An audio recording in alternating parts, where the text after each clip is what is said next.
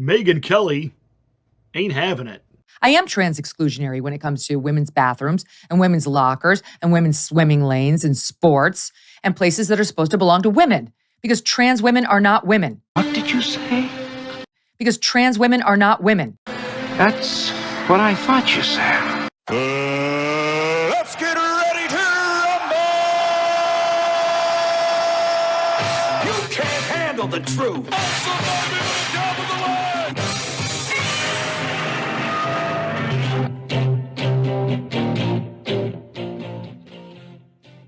Hi, I'm Pastor Marty, and this is the Afternoon Drive. Thank you so much for watching. Make sure you are a subscriber to the channel. Smack the bell, click the word all to get notification of all of my rants. As Anheuser-Busch continues to crater, as people continue to absolutely just abandon and boycott Bud Light, the beer brand that was number one, and in a moment of wokeness, absolutely has destroyed their own product. A lot like Gillette when they declared war on toxic masculinity. Interesting. Now you have had every upstart, including, some guy named Phil who makes razors out of the trunk of his car, can go online and sell a better razor cheaper than Gillette, and they are all eating Gillette's lunch. Because why?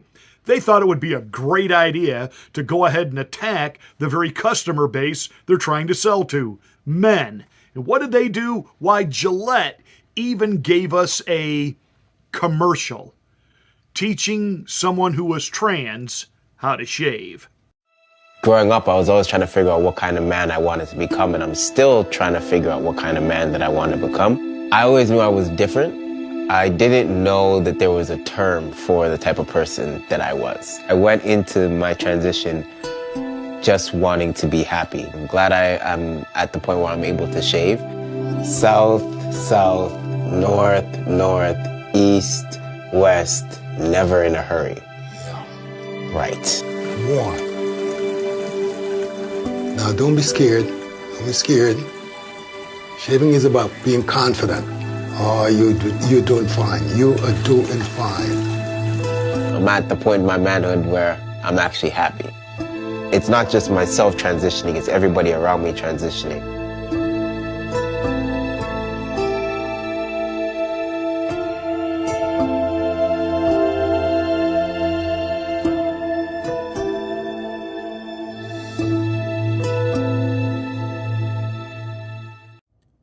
Dylan Mulvaney exploded onto the pop culture world because he became viral online with his 365 days of being a girl. And again, I'm going to say this because it has nothing to do with the whole transgender issue as much as it does Dylan himself. And yes, I said him because I do not believe that Dylan is actually trans.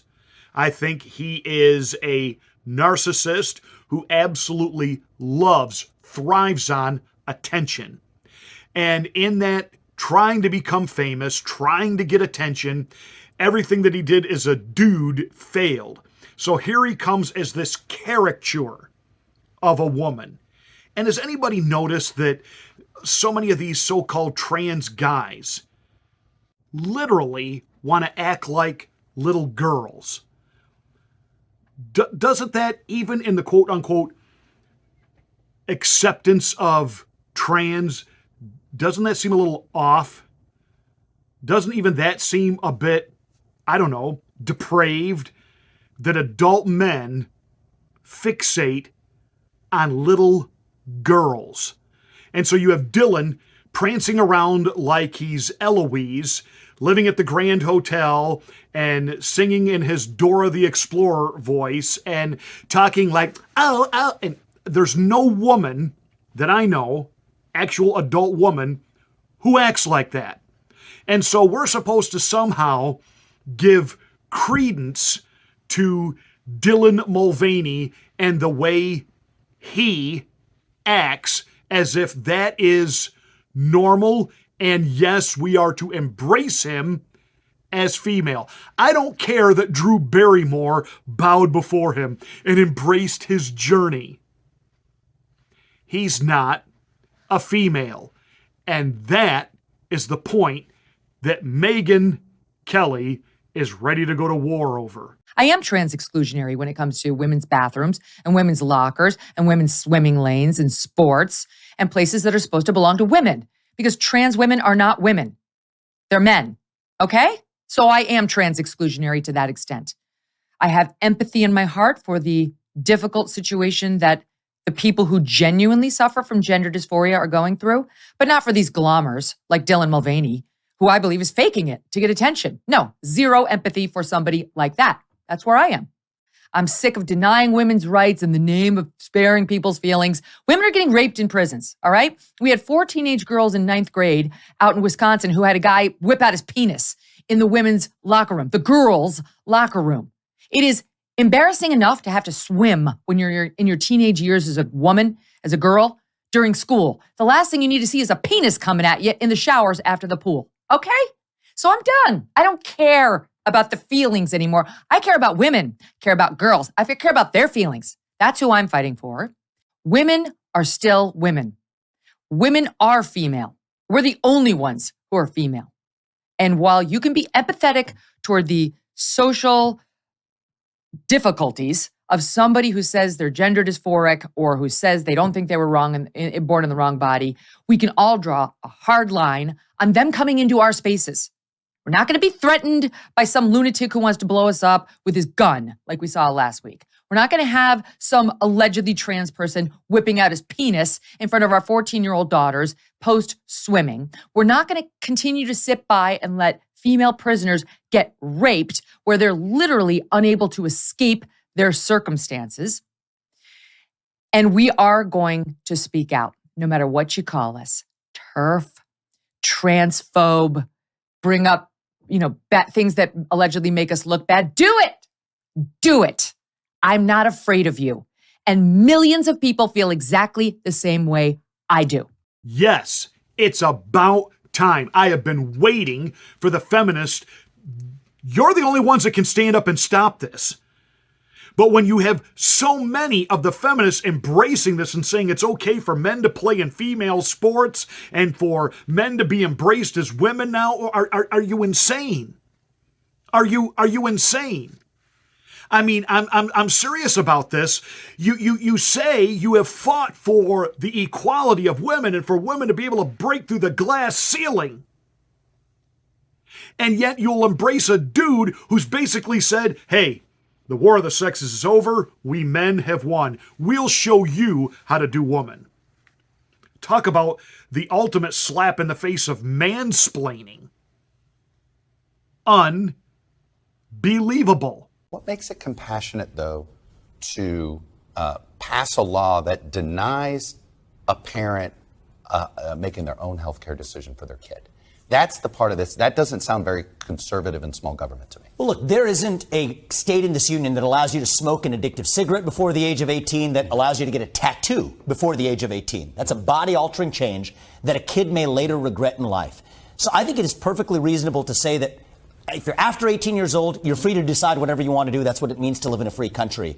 But below the age of 18, I think it's perfectly legitimate to say that we won't allow genital mutilation or chemical castration through puberty blockers for the purpose of gender transition. But how do you know it's that? Again, how do you know, are you confident that you know that gender is as binary as you're describing it? Are you confident that it isn't a spectrum? I am. Do you know this as a scientist? Well, there's 2 X chromosomes if you're a woman, an X and a Y. That means There's you're a a man. lot So of there's a scientific biological basis research for out this. there. There's a lot of scientific research out there that says gender is a spectrum. A lot of scientific research out there that says gender is a spectrum. What you just said is one of the most insanely idiotic things I have ever heard. Everyone in this room is now dumber for having listened to it.